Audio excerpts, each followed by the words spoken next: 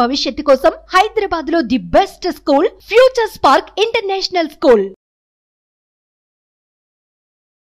నమస్కారం విజయపతిన గారు. నమస్తే నాగరాజ్ గారు.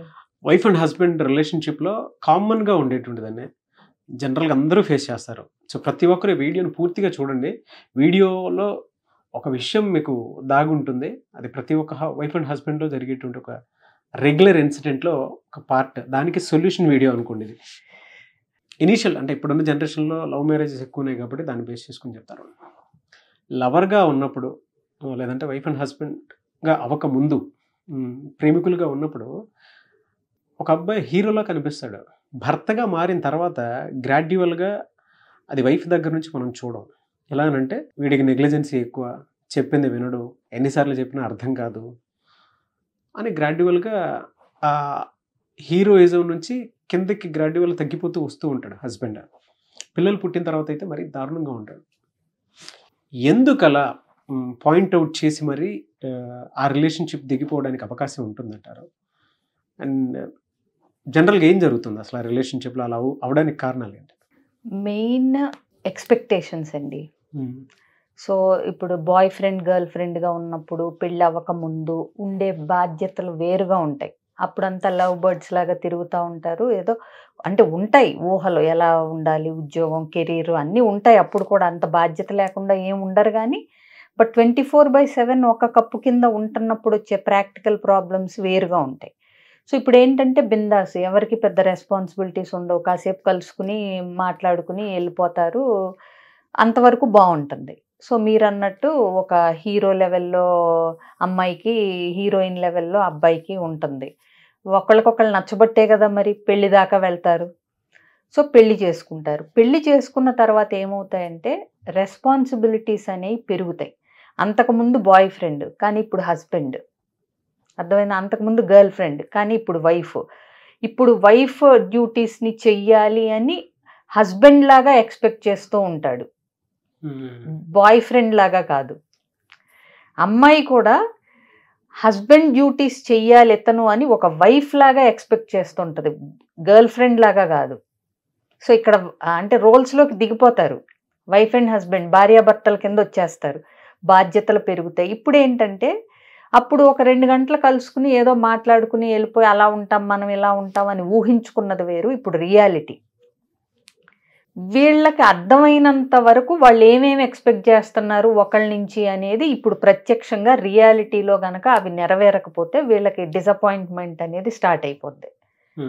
నేను ఇలా అనుకోలేదు, నువ్వు ఇలా అనుకోలేదు, నువ్వు ఇలా ఉంటావు అనుకోలేదు, నువ్వు ఇలా చేస్తావు అనుకోలేదు అనే పదాలు వీళ్ళ మధ్య ఎక్కువ దొర్లుతూ ఉంటాయి.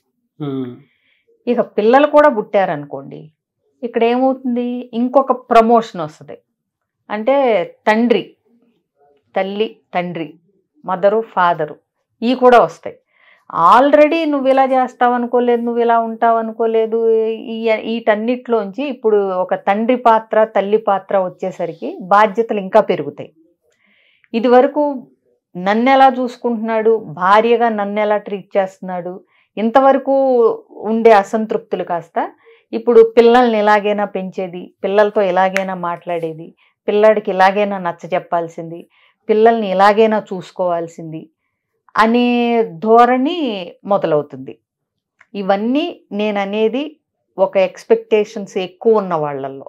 కొంతమంది వీటికి అంటే సర్దుకుపోయి మౌల్డ్ అయిపోయి ఇతను ఇంతే కాబట్టి నేను ఇవి ఎక్కువ చెయ్యాలి, ఈ బాధ్యతలు, ఈ అమ్మాయి ఇంతే మా ఆవిడ కాబట్టి ఈ ఏరియాస్లో కూడా నేను ఇన్వాల్వ్ అవ్వాలని ఒకళ్ళ వీక్నెస్లు స్ట్రెంగ్స్కి తగ్గట్టుగా ఇంకొకళ్ళ మౌల్డ్ అయిపోయినప్పుడు మనకి క్వశ్చన్ రాదు. బట్ మనం చెప్పేది ఏంటంటే ఒకళ్ళలో ఎక్స్పెక్టేషన్స్ ఎక్కువ ఉన్నాయి. ఇప్పుడు మీరు చెప్పింది వైఫ్ కోణంలోంచి ఇతని ఇలాగే అనే ఒక నిరుత్సాహంలో ఉంది అమ్మాయి అనేది. అవును. సో ఇది ఎప్పుడు వస్తుందంటే అతనికి ఆ అమ్మాయి ఎక్స్పెక్టేషన్స్ అన్ని మీట్ అవ్వనప్పుడు అది ఎలా క్లారిఫై చెయ్యాలి అంటే, ఫస్ట్ ఆఫ్ ఆల్ నీ ఎక్స్పెక్టేషన్స్కి తగ్గట్టుగా నేను ఉంటాను అనుకోవటం కుదరదు నీకు అనేది ఎలా ఎక్స్ప్లెయిన్ చెయ్యాలి, ఎలా కమ్యూనికేట్ చేయాలి అనేది ఒకటి. ఇంకొకటి అందులో ఇప్పుడు ఆ అమ్మాయి జెన్యూన్గా ఒక భర్త చేయాల్సినవే ఎక్స్పెక్ట్ చేస్తుంది అనుకోండి, ఓవర్ ఎక్స్పెక్టేషన్స్ కాకుండా. భర్త చేయాల్సిందే ఎక్స్పెక్టేషన్స్, ఓవర్ ఎక్స్పెక్టేషన్స్ ఏమి ఉండవు. ఎందుకంటే అది లవ్ లాంగ్వేజ్ తో కూడుకున్నటువంటి అంటే రిలేషన్షిప్ తో కూడుకున్నటువంటి ఎంపథిక్ రిలేషన్షిప్. అలాంటప్పుడు ఈ అమ్మాయి వాటిల్ని ఎలా రాబట్టుకోవాలనేది కూడా తెలిసి ఉండాలి. అంటే ఎంతసేపు నువ్వు టైం ఇవ్వవు, నీకు పెంచడం రాదు, నీకు చెప్పటం రాదు, నీకు అది రాదు, మమ్మల్ని వదిలేసావు, మాతో టైం స్పెండ్ చేయవు. నేను క్లారిటీకి వచ్చేసాను, నేను ఫిక్స్ అయిపోయాను, ఇంకా నేను వదిలేసి ఉందాం అనుకుని డిసైడ్ అయిపోయాను, నేను వెక్స్ అయిపోయాను, నా వల్ల కాదు ఇంకా. అంటే ఇది ఒక 100 ఏళ్ల బంధం. దీనికి ప్రజెంట్ ఫ్యూచర్ పాస్ట్ ని బేస్ చేసుకొని ఒక చోట ఆగే ఆలోచిస్తే బాగుంటుంది అనేటువంటి ఆలోచన రాదు ఇంకా. ఒక్కసారి అంటే హీరోయిక్ గా కనిపించిన ఒక మనిషి భర్త అయిన తర్వాత కొంత నన్ను నెగ్లెక్ట్ చేస్తున్నాడులే అనేటువంటి మోడ్ నుంచి పిల్లలు వచ్చేసిన తర్వాత నన్ను కంప్లీట్గా మర్చిపోయాడు, మారిపోయాడు. దాంతోపాటు మా ఇద్దరికి మేమెక్కడ కనిపిస్తున్నాము, వాడి సరదాల కోసం సుఖం కోసం బయట తిరుగుతున్నాడు. సో ఇది ఏంటంటే ఇప్పుడు మీరు అన్నట్టు సరదాల కోసం సుఖాల కోసం బయట టైం ఇన్వెస్ట్ చేసే అతనికి ఇంకా మనం చెప్పేది ఏం లేదు, ఈ అమ్మాయి ఏ డెసిషన్ అయినా తీసుకోవచ్చు.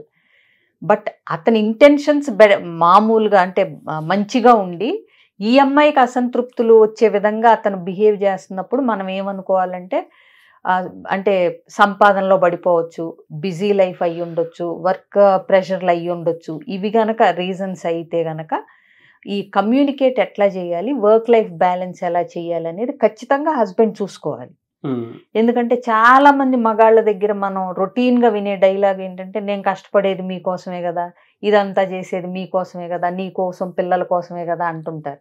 నిజమే, మీరు కష్టపడుతున్నారు, పొద్దున్న వెళ్తే రాత్రి వరకు కష్టపడుతున్నారు. కానీ మీ ఆవిడ ఏం కోరుకుంటుంది మీ నుంచి అనే దాని మీద మీరు దృష్టి పెట్టకుండా మీ ధోరణిలో మీరు వీళ్ళ కోసమే అని చేస్తే దానికి అర్థం ఉంటుందా?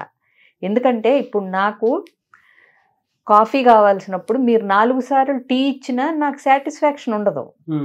అర్థమైందా?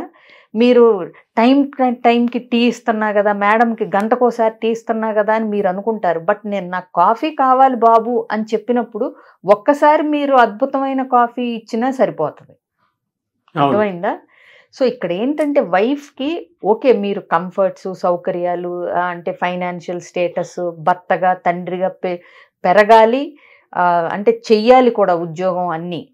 బట్ భార్యతో ఒక 10 నిమిషాలు కూర్చుని మాట్లాడుతున్నారా? అసలు తను రోజు మొత్తం ఏం చేస్తుందో తెలుసుకుంటున్నారా? ఒకళ్ళకొకళ్ళు ఇద్దరు అసలు ఆ మానసిక దగ్గరతనం అనేది ఉందా? అంటే ఎంతసేపు యంత్రాల్లాగా పిల్లల కోసమే, భార్య కోసమే, లేకపోతే ఇంటి కోసమే అని చెప్పి కొంతమంది భార్యాభర్తలు ఇద్దరూ ఉరుకులు పరుగులతో చేస్తూ ఉంటారు, కష్టపడుతూ ఉంటారు, వాళ్ళని తప్పు పట్టడానికి కూడా లేదు. బట్ ఒక రోజు చివరికి వచ్చిన తర్వాత అసలు ఏంటి, అసలు ఆ ఎమోషనల్ కనెక్షన్ ఉందా? ఇది లేకపోతే మీరు ఎన్ని ఇచ్చినా వేస్ట్ అండి. ఆ ఎమోషనల్ కనెక్షన్ లాంగ్వేజ్ ని హస్బెండ్ ఎలా ఏం పెద్ద పోయిట్రీలు పోయిటిక్ గా ఏం అవసరం లేదండి. ఒకటి అది నిజంగా గనక అతనిలో ఉన్నప్పుడు అది కళ్ళల్లో కనిపిస్తుంది. 2 బిహేవియర్ లో కనిపించేలాగా చేయొచ్చు. కొంతమందికి అందంగా మాట్లాడటం రాదు, కానీ అందంగా ప్రవర్తించవచ్చు. అంటే ఇప్పుడు భోంచేస్తారు ఇద్దరు, అలా టేబుల్ మీద వదిలేసి అన్నీ వెళ్ళిపోయే బదులు ఆవిడతో పాటు మీరు కూడా సర్ది పెట్టడమో ఏదో ఒకటి చేశారనుకోండి, అదేంటి నేను నీకు ఉన్నాను, నీ పక్కన నీతో పాటు అంటే వదిలేసి వెళ్ళిపోకుండా. సో 10 నిమిషాలైనా చాలది. గంగిగోవు పాలు గరిటెడైనా చాలన్నట్టు ఊరికే పొగిడేసి నువ్వు ఆహా నువ్వోహో అని చెప్పి ఏయో చెయ్యక్కర్లా, అన్యాచురల్వి. మీ ప్రెజెన్స్ సిన్సియర్గా ఆనెస్ట్గా ఉంటే దట్ ఈస్ 1 పాయింట్ అండి. ఇంకొకటి, మీ అసక్తతలు ఏమన్నా ఉంటే చెప్పండి. నేను అంటే అందంగా కమ్యూనికేట్ చేయలేను, బట్ నా ఇంటెన్షన్స్ ఇవి అనేది ఇన్నేళ్ల మీ ప్రయాణంలో మీ ఆవిడకి చాలా మటుకు అర్థమవుతాయి. మా ఆయనకి సరిగ్గా కమ్యూనికేట్ చేయటం రాదు అన్నప్పుడు ఆవిడ ఎక్స్క్యూజ్ చేయటానికి రెడీగా ఉంటుంది. ఇంకొకటి, భార్యలు కూడా ఇంటెన్షన్స్ తెలుసుకోవటానికి ప్రయత్నించండి. కొంతమంది ఇంటెన్షన్ రైట్ ఉంటుంది, కమ్యూనికేషన్ రాంగ్ వేలో ఉంటుంది. అంటే విసుక్కుంటూ చెప్తారు, ఎందుకు రోజంతా చెప్తావు, మధ్యాహ్నం కాసేపు రెస్ట్ తీసుకోవచ్చు కదా అంటాడు ఒక భర్త. ఇక్కడ చూడండి, ఇక్కడ ఇంటెన్షన్ ఏంటి, నువ్వు రోజంతా ఆ చాకరీ ఎందుకు, కాసేపు రెస్ట్ తీసుకో, ఆ ఇల్లు ఎక్కడ పోద్ది అక్కడే ఉంటుంది, నీ మోకాళ్ళు అరిగిపోతాయి, నువ్వు రెస్ట్ తీసుకో, నీ ఆరోగ్యం ఇంపార్టెంట్, ఎంత ఉంటుంది ఆయనకి మైండ్లో. అవును. కానీ చెప్పేటప్పుడు చూడండి అంత చిరాగ్గా మొహం చిట్లిచ్చి ఎప్పుడు ఆ పని చేయకపోతే కాసేపు రెస్ట్ తీసుకోవచ్చు కదా అని విసుక్కుంటే, ఈవిడ ఆ ఇంటెన్షన్ అర్థం చేసుకున్న ఆవిడైతే కనుక సర్లే నా కోసమే చెప్తున్నారు అనుకుంటుంది. అదే లేదనుకోండి, ఇక అవుతాయి, నేను రెస్ట్ తీసుకుంటే ఇక ఈ పనులన్నీ ఎవడు చేస్తాడు, ఇక అది ఇది అని ఆవిడ పంచాంగం మొదలు పెట్టచ్చు. So try to see the intentions. అలా అని భర్త కూడా ఏంటంటే ఏ పాయింట్ కన్వే చేయాలనుకుంటున్నారో అదే చేయటానికి ప్రయత్నించండి భర్తలు. మీరు ఇంటెన్షన్ ఒకటి, కమ్యూనికేషన్ ఒకటి ఉంటే అందరూ మీ ఇంటెన్షన్స్ని అర్థం చేసుకునే అంత తెలివిగా అంటే ఓపికగా ఉండొచ్చు, ఉండకపోవచ్చు భార్యలు. కాబట్టి అమ్మ ఎందుకు అంత చేయటం, ఎక్కడికి పోతుందా ఇల్లు, కాసేపు రెస్ట్ తీసుకో నువ్వు అంటే మీ ఆవిడ సంతోషిస్తుంది కదా. ఇక్కడ మీరు విసుక్కోవటం ఎందుకు, మీ ఉద్దేశం ఆవిడ అంటే లాగి తీసుకుని పీకి లాగి తీసుకోవాల్సిన అవసరం ఏంటి, మీ ఉద్దేశం ఏంటో అదే అవతల ఆవిడికి కూడా అర్థమయ్యేలాగా చెప్పగలగటం తెలుసుకుంటే బాగుంటుంది. ఇదొకటి. ఇంకొకటి, అసలు ఏమి ఇష్టం మా ఆవిడకి అనేది అడిగి తెలుసుకోండి. నీకేమి ఇష్టం అనేది, ఆ ఇష్టాలు కొన్నన్నా సంవత్సరంలో, అంటే ఇప్పుడు ట్రావెలింగ్ ఇష్టం, మీతో పాటు వెళ్ళటం ఇష్టం, ఏదో కొన్ని ఇష్టాలు అభిప్రాయాలు ఉంటాయి కదా ప్రతి భార్యకి. మిగతా అప్పుడు మీ అంటే సంపాదన, మీ ఉరుకులు పరుగులు ఏదైనా కానీ రోజులో ఒక 10 నిమిషాలు, వారాల్లో ఒక పూట, లేదంటే సంవత్సరానికి 4-5 రోజులు ఆవిడ ఇష్టాలకి ఆవిడకే మీరు అన్నట్టుగా ఆవిడ ఇష్టానికి మీరు ఉండిపోండి. ఒక సంవత్సరానికి ఒక వారం రోజులు అట్లా. ఇవి మీరు చేయగలిగితే మీ ఉద్దేశాలని, నాకు కరెక్ట్ కమ్యూనికేషన్ రాదు అనేది కూడా ఒప్పేసుకోండి ఆవిడ ముందల. ఇప్పుడు అదే రోజుకో 10 నిమిషాలండి క్వాలిటీ టైం. అంటే మీరు ఇందాక చెప్పినట్లు ఇంటెన్షన్ ఉన్నప్పుడు పనుల్లో కనిపిస్తుంది. అవును, డౌటే లేదు, పనుల్లో కనిపిస్తుంది. చేసేది వాళ్ళ కోసమే కదా, భుజాన్ని తీసుకుని వెళ్ళిపోతాం. అవును. 2, ఏదైనా చెప్పేటప్పుడు అంటే బుర్రలో ఆల్రెడీ వైఫ్ మీద ఒక క్యాలిక్యులేషన్ ఉంటుంది. అంటే బాధ పెట్టకూడదు అనేటువంటి క్యాలిక్యులేషన్తోనే మైండ్లో పెట్టుకుని వెళ్ళిపోతూ ఉంటాడు. బట్ చెప్పేటప్పుడు మాత్రం కమ్యూనికేషన్ చిరాగ్గాను, కొంచెం దిగజార్చి మాట్లాడినట్టు, లేదంటే వేరే మోడ్లో చెప్తారు. మేబీ ఇంటెన్షన్ మంచిదై ఉండొచ్చు, బట్ బయటకు వచ్చే భాష మాత్రం రాంగ్ అయి ఉంటుంది. అంటే అది ఉంటే మాత్రం ఖచ్చితంగా మార్చుకోవాలండి. నా ఇంటెన్షన్ మంచిదే, నా ఉద్దేశం మంచిదే అని మీరు ఎన్ని డప్పాలు కొట్టుకోవాలని చూసినా మీ ఉద్దేశంతో మాకు బయటకు వచ్చింది మమ్మల్ని గుచ్చుతుంది భార్యల్ని. సో నీ ఇంటెన్షన్ ఏదైతే ఏమైంది, ఆల్రెడీ నీ గుండు సూదిలాగా నీ మాట గుచ్చుతున్నప్పుడు, కాబట్టి అవతల వ్యక్తి అర్థం చేసుకోవటం అనేది ఆవిడ గొప్పతనం. బట్ నువ్వు సరిగ్గా మాట్లాడాలి, రెస్పెక్ట్ ఇవ్వాలి అనేది నీ సంస్కారం. కాబట్టి భర్తలు తప్పకుండా నేర్చుకోండి భార్యలకి నచ్చే విధంగా మాట్లాడటం. అలాగే భార్యలు కూడా భర్తలని సంతోషపెట్టే విధంగా కమ్యూనికేట్ చేయటం నేర్చుకోండి, తప్పేం లేదు. ఎందుకంటే మీరిద్దరూ లైఫ్ లాంగ్ కలిసి ఉండాల్సిన వాళ్ళు. సో ఇంకొకటి, రెస్పెక్ట్, ట్రస్ట్, ఇవి చాలా ఇంపార్టెంట్. కొంచెం ప్రేమ తక్కువైనా పర్లేదు కానీ నేను ఎప్పుడూ చెప్తాను, చులకనగా గ్రాంటెడ్గా తీసుకుని మాత్రం బిహేవ్ చేయకండి వైఫ్తో, హస్బెండ్తో, మీ పార్ట్నర్తో. రెస్పెక్ట్ ఇవ్వండి. రెస్పెక్ట్ ఉన్న చోట ఆల్రెడీ లాంగ్వేజ్ అనేది ఎంతో కొంత అదుపులో ఉంటుందండి. ఎక్కడైతే గ్రాంటెడ్ తీసుకుంటారో వాళ్ళకే గబుక్కున్న ఏదో ఒకటి మాట తోలతారు. కానీ రెస్పెక్ట్ ఉన్న దగ్గర, ఇప్పుడు మీకు మీ బాస్ అంటే రెస్పెక్ట్ ఉంటుంది, మీ అమ్మగారు, నాన్నగారు, అత్తగారు వీళ్ళ దగ్గర రాదే ఆ language.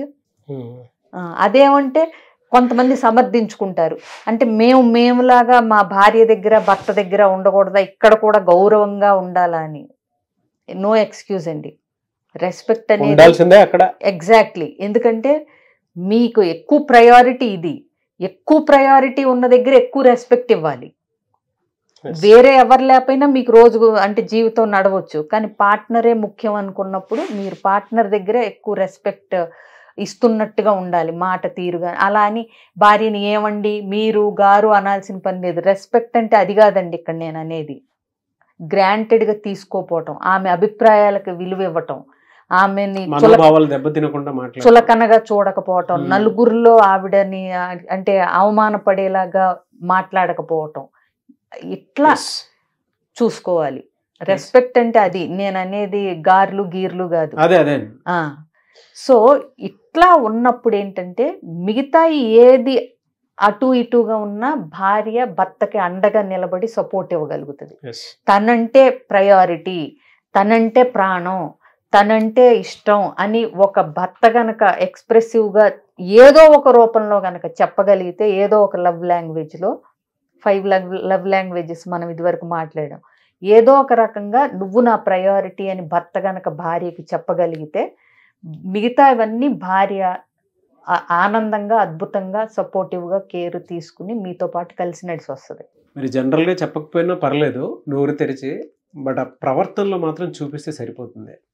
Best example, best solution కూడా. Thank you. కొన్ని కేసెస్లో మనం ఎక్స్ట్రీమ్ చూస్తూ ఉంటాం. అంటే ఆకులు కలాక చేతులు పట్టుకుంటాం చూసారా,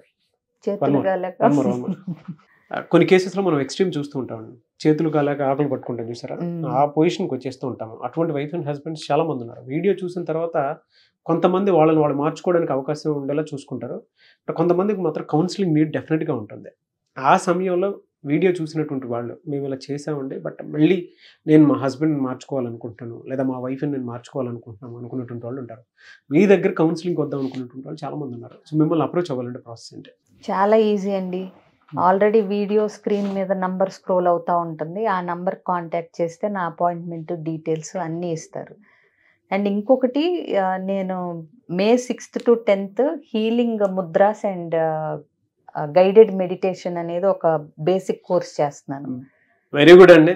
చాలా మందికి కావాల్సినటువంటి కోర్సు. హీలింగ్ ముద్రాస్లోనే మన లైఫ్ స్టైల్ చాలా అద్భుతంగా దాగుండేటువంటి సీక్రెట్స్ ఉంటాయి. మీకు కంపెనీ సీఈఓస్, పెద్ద పెద్ద company CEOs at the same time A wife and husband relationship అయినా సరే బాగుండేటువంటిది కొన్ని సీక్రెట్స్ ఉంటాయి. ఆ సీక్రెట్స్ హీలింగ్ ముద్రలోనే కనిపిస్తాయి మనకి. సో ముద్రల ద్వారా ఏంటంటే మన బాడీలో ఆల్రెడీ మనకున్న లైఫ్ స్టైల్ చేంజెస్ వల్ల ఇంబ్యాలెన్స్ అయిపోయిన 5 ఎలిమెంట్స్, పంచమహాభూతాలు, వాటిల్ని మనం మళ్ళీ బ్యాలెన్స్లోకి ఎలా తెస్తాము, గైడెడ్ మెడిటేషన్ ద్వారా మనలో ఉన్న లోపల ఉన్న స్టక్ అయిపోయి ఉన్న ఎమోషన్స్ని ఎట్లా రిలీజ్ చేస్తాము అన్నది ఈ 2 టేక్ కేర్ చేస్తూ ఈ కోర్స్ని డిజైన్ చేయడం జరిగింది. May 6th to 10th. May 6th to 10th ఇది బేసిక్. తర్వాత కొంచెం గ్యాప్ ఇచ్చి మళ్ళీ మేలోనే అడ్వాన్స్డ్ కూడా ఉంటుంది. థ్యాంక్ యూ సో మచ్ అండి. అంటే నేను కూడా జాయిన్ అవుతాను. ఎందుకంటే చాలా మందికి ఉంటుంది పోయిన జీవితాన్ని మళ్ళీ తిరిగి ఎలా సంపాదించుకోవాలి అనేటువంటి దానికి. బట్ ప్రతి ఒక్కరూ అటెండ్ అవ్వాల్సినటువంటి క్లాస్. డెఫినెట్గా నేను కూడా మీ క్లాస్కి ఎన్రోల్ చేసుకుని అటెండ్ అవుతాను. Thank you so much. So May 6th మీరు కూడా నాతో పాటు ఆ క్లాస్కి వచ్చి అటెండ్ అవ్వాలి అనుకున్నటువంటి వాళ్ళు ఎవరైతే ఉన్నారో స్క్రీన్ మీద మీ కాంటాక్ట్ నెంబర్ కనిపిస్తుంది. దాన్ని మీరు కాల్ ఆర్ మెసేజ్ వాట్సాప్ చేసి వెంటనే ఎన్రోల్ చేసుకోండి. ఎనీవేస్ థ్యాంక్ యూ అండి. Thank you so much ma'am. Suman టీవీలో మీ పర్సనల్ అండ్ బిజినెస్ ప్రమోషన్స్ కోసం కింది నెంబర్కి కాంటాక్ట్ చేయండి.